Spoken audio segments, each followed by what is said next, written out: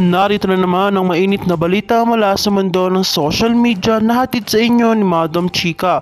Isang controversial na isyong sumabog sa mga huling araw matapos lumabas ang mga impormasyon ukol sa isang nakakagulat na pondo na binabayad sa bawat congressman.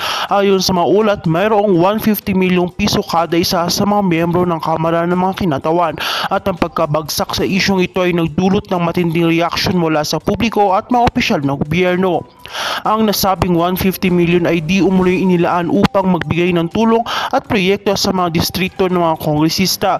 Ngunit may mga nag-akusa na ito ay ginagamit sa mga hindi tamang pamamaraan na naging sanhi ng mga aligasyon ng katiwalian at maling paggastos ng pondo ng bayan. Ayon sa ilang mga insider, ang pondo ay bahagi ng isang masalimuot na sistema ng patronage politics sa Kongreso kung saan ang mga proyekto ng pondo ay ginagamit upang bumili ng suporta ng mga mambabatas. Kung mapapatunayan na totoo ang mga aligasyong ito, tiyak na magkakaroon ng malaking epekto ito sa kredibilidad ng mga leader ng Kamara, kasama na ang House Speaker Martin Romualdez. Ang mga paratang hindi lang usapin sa pampulitikang imahe kundi isang direktang hamon ng integridad ng gobyerno. Sa kabilang banda, si House Speaker Martin Romualdez ay binanatan ng mga kritiko matapos lumabas sa mga ulat na may connection sa mga distribusyon ng nasabing pondo.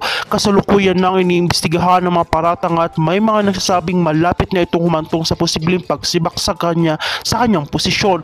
Kung totoo ang mga paratang, maaaring ito ang magbukas ng mas malalim na investigasyon hinggil sa mga katiwalaan sa loob ng Kamara.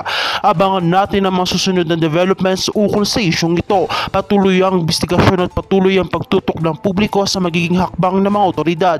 Para sa mga karagdagang detalye, manatiling nakatutok sa aming channel. At kung ikaw ay bago pa lamang sa aking channel, ay huwag kalimutan na mag-like, share, and subscribe para update ka sa mga panibagong balita.